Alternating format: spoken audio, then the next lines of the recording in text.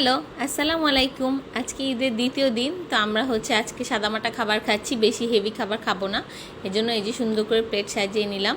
আজকে আমার আম্মু রান্না করেছিল বড় পাতিলে অনেকগুলো গরুর মাংস। এটা গিয়ে গরুর রেজালা, একসাথে অনেকগুলো রান্না করেছে, যেহেতু ঈদের ফ্রেশ মাংস দিয়ে সবসময় প্রত্যেক ঈদে এভাবে ফ্রেশ মাংস দিয়ে বড় করে রান্না করে একটা তরকারি। তারপর ছিল গিয়ে আলু ভর্তা, এই যে ধনে পাতা দিলে মজা লাগে, আলু ভর্তার জন্য ধনে পাতা দিলাম। তারপর এটা ছিল গরুর ঝাল মাংস, এটাও অনেকখানি রান্না করেছে, বেশি বেশি করে, যেন তাজা মাংসের টেস্টটা থাকে আর কি। এটা গিয়ে খাসির ঝাল মাংস, এটা আমার জন্য, আমার খাসি পছন্দ আর কি। আর এই যে সব কিছু নিয়ে সাথে একটু ডিম ভাজি করে নিয়েছিলাম, সাথে ছিল এটা স্যামন ফিশের কাবাব, লেবু, আচার, আলু ভর্তা আর শসা।